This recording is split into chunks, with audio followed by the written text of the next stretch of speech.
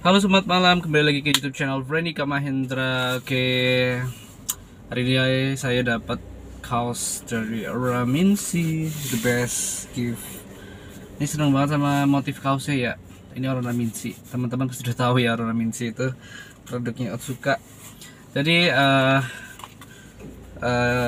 obrolan malam kali ini kita bakal membahas tentang scholarship. Kemarin ada pertanyaan dari Bu Retno dari Madiun. Nah, Bu Retno ini kan salah satu subscriber YouTube saya, dan di YouTube channel itu kan pasti ada nomor HP-nya di situ.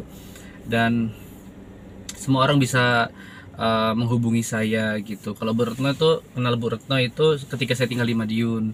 Waktu itu kita sharing nomor satu sama lain, kita diskusi, kita ngobrol ringan gitu.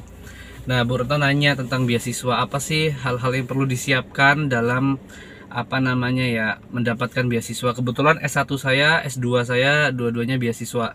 Yang S1 beasiswa, yang S2 beasiswa. Kalau di S1 itu beasiswanya di forestry. Kalau yang S2-nya di environmental science. Jadi ada dua beasiswa. Jadi kita sambil ini ya, siap-siap ya. Jadi ada dua beasiswa yang aku dapetin waktu itu gitu. Jadi terus Bu Retno nanya gimana sih persiapan apa saja yang harus dipersiapkan ketika anaknya mau dapetin beasiswa. Sebenarnya beasiswa tuh banyak banget yang dari pemerintah Indonesia maupun dari pemerintah luar negeri gitu, banyak banget sebenarnya gitu. Jadi kita mulai dulu yang persiapan apa saja yang harus disiapkan waktu SMA. Jadi waktu saya SMA itu ikut kegiatan organisasi. Kalau prestasi bisa ada dua prestasi yang harus dipersiapkan ya, ada yang namanya akademik dan non akademik. Jadi ada dua prestasi itu gitu. Kalau yang non akademik bisa ikut O2SN, olahraga, seni gitu. Kalau kebetulan saya bukan ikut olahraga tapi seni gitu. Jadi saya ikutnya seni karena fisik saya kurang deh di olahraga gitu. Saya non akademiknya itu, terus akademiknya saya olimpiade biologi. Jadi ada dua sisi. Kalau memang zaman sekarang itu ada orang tuh beda-beda gitu. Ada anak-anak yang fokusnya di satu bidang, ada yang multi talenta, semua bidang dia ikut masuk gitu. Tapi semakin banyak prestasi yang ditulis, terus juga semakin cakupannya luas, artinya dia ikut nasional atau ikut internasional competition gitu, itu lebih bagus lagi. Nah, sertifikat penghargaan itulah yang menjadi bekal adik-adik nanti SMA itu bisa apply beasiswa. Nah, itu ada poin tersendiri di situ gitu. Sedangkan untuk S2-nya kita harus nyiapin CV. Jadi mahasiswa S1 nih harus siapin CV. CV bukan desainnya aja yang bagus, tapi CV itu isinya juga harus bagus gitu. Artinya bagus ini poinnya gede gitu. Poin gede itu ada di pengalaman kerja, bisa ada juga di pengalaman organisasi gitu. Makanya ikut volunteer sosial lingkungan yang tingkat nasional maupun tingkat internasional itu penting banget gitu. Banyak anak-anak yang tidak menyadari pentingnya hal itu gitu. Terus bahasa Inggris itu penting banget, karena ketika kita mau dapetin beasiswa biasanya ada panggilan interview full English gitu. Jadi teman-teman wajib bisa bahasa Inggris gitu. Sebenarnya bahasa Inggris itu kuncinya. Jadi teman-teman harus bisa bahasa Inggris untuk dapetin beasiswa S1, S2 gitu. Itu better sih. Kalau udah pegang bahasa Inggrisnya dengan segudang prestasi, aku yakin bisa keterima di kampus-kampus luar negeri gitu. Dan attitude itu juga paling penting juga. Jadi tetap low profile, tapi confident. Low profile tapi confident, itu paling penting sih gitu. Terus tadi apa aja sih yang perlu disiapkan list tadi? Jadi seaktif mungkin ya teman-teman waktu SMP SMA itu sudah mulai melatih skillnya di bidang apapun itu. Gali, ikut kompetisi.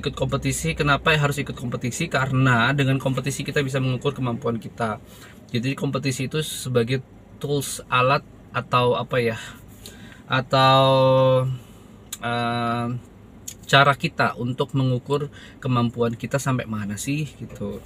Contohnya kalau kita ikut kompetisi kan pasti di atas langit masih ada langit gitu. Kita bisa, tadinya kita peringkat 10 terus naik gitu sampai top 3 lah gitu, anggap aja kayak gitu. Jadi kita tahu kapasitas kita bisa tahu kelemahan kita, dan kita bisa improve, memperbaikinya dengan cepat gitu. Beda orang yang nggak ikut kompetisi, just learn, dan dia pasti akan nggak ada daya kompetitifnya gitu. Jadi kalau jujur ini kayak Otsuka nih ya, ini di luar pendidikan ya, di luar beasiswa S1 S2, masuk perusahaan aja di kompetisinya luar biasa. Saya masuk Otsuka itu ribuan orang, terus Maret kemarin keterima 15 orang, dan ada elimination session itu ada sekitar 7 bulan. Ada 15 orang ini melakukan proses eliminasi selama 7 bulan. Nah 7 bulan ini kita sekarang sisa 12 orang. Nah 12 orang ini masih final elimination di Oktober. Artinya apa? Tetap ada kompetitif. Biasanya orang kalau udah tingkat puncak itu kompetitifnya nggak sama orang lain lagi, tapi dengan diri kita sendiri gitu. Jadi gitu. Jadi kompetisinya itu dengan diri kita sendiri gitu ya. Jadi sebenarnya dari sejak dini tuh teman-teman juga harus berkompetisi dengan diri sendiri ya. Kayak contohnya mau belajar bahasa Inggris mager banget, mau les mager, mau baca mager, itu bersaing dengan diri sendiri sih itu. Itu harus self managementnya harus bagus banget. Tentunya dukungan peran dari orang tua itu penting banget. Ibu bapak itu penting banget di sini untuk ngarahin anak-anaknya untuk mempersiapkan diri menghadapi dunia yang sesungguhnya, kejamnya dunia gitu. Kalau untuk dapetin beasiswa S1 S2 itu banyak banget beasiswa, dan asal anaknya itu mau belajar dengan benar-benar step by step, dikit-dikit belajar, ada improvement setiap hari gitu.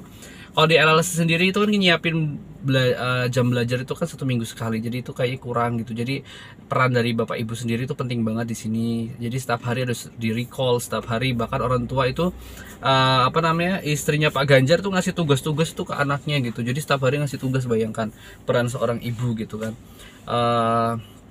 Itu luar biasa sih gitu. Jadi benar-benar anak juga harus, kalau di kelasku juga ketika aku ngajar, aku selalu sharing dengan teman-teman bahwa masa depan kalian, masa depan anak cucu kalian, masa depan keluarga besar itu ada di tangan kalian. Jadi apa yang kalian lakukan sekarang itu menentukan masa depan keluarga besar gitu. Jadi lakukan yang terbaik gitu, karena masa depannya teman-teman itu bukan hanya untuk teman-teman, tapi untuk bangsa ini gitu, negara ini gitu. Itu aja sih. Jadi itu yang harus disiapkan teman-teman ya. Jadi melebar kemana-mana nih gitu. Jadi yang pertama, kalau aku dulu belajar, tanya ya, aku pernah tinggal sama Pak Diku, aku belajar malam itu sampai mati lampu. Oh iya, aku pernah belajar di pom bensin, inget banget aku. Jadi aku pernah belajar di pom bensin ya dulu. Aku punya guru SMP, dan guru SMP ku itu aku belajar di rumahnya guru SMP ku, terus mati lampu, terus kita pindah di pom bensin yang pojoknya rumah guru SMP ku itu mengenang banget.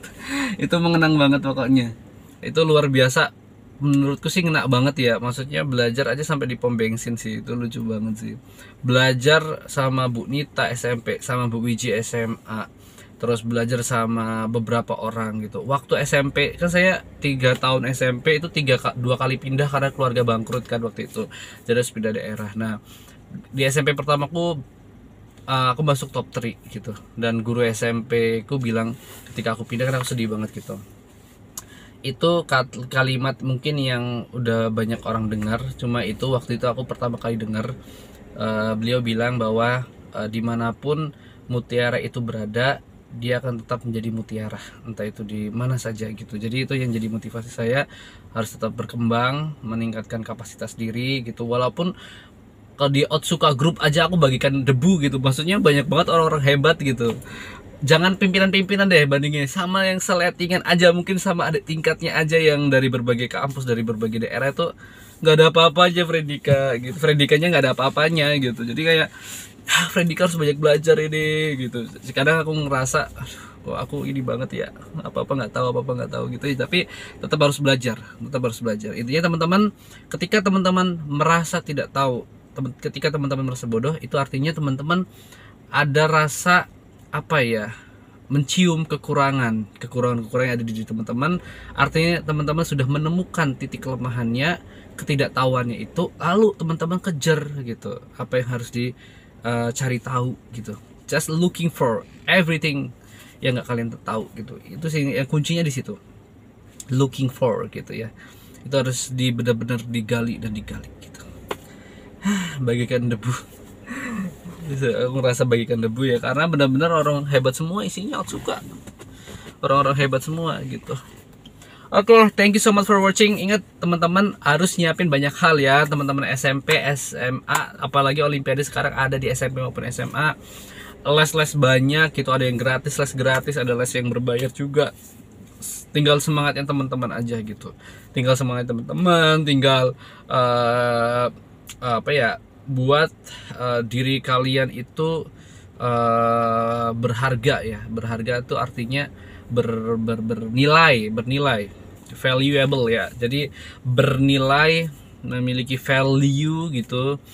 Ketika kalian memiliki value, kalian akan apa ya, mengisi pemikiran kalian, pengalaman kalian itu dengan banyak. Itu namanya aset ya. Itu kalau orang versi aset yang ke knowledge ya, ke ilmu itu adalah aset ya. Ilmu itu adalah aset, itu sih. Oke, sampai jumpa di video selanjutnya. Jangan lupa ya buat subscribe, like, and share my video. Bye bye, sampai jumpa. Jangan lupa belajar ya, 1 jam per hari itu minimal banget. Kalau mau nggak bisa 1 jam per hari lah, 2 jam lah, nambah lagi. Nambah lagi. Pokoknya teman-teman harus semangat belajar ya. Pokoknya baca dan baca ya. Nggak salah kalau orang zaman dulu tuh bilang baca itu penting, karena memang benar-benar penting baca itu. Oke, sampai jumpa di video selanjutnya. Untuk strategi belajarnya nanti ada di video selanjutnya. Bye bye, ditunggu ya.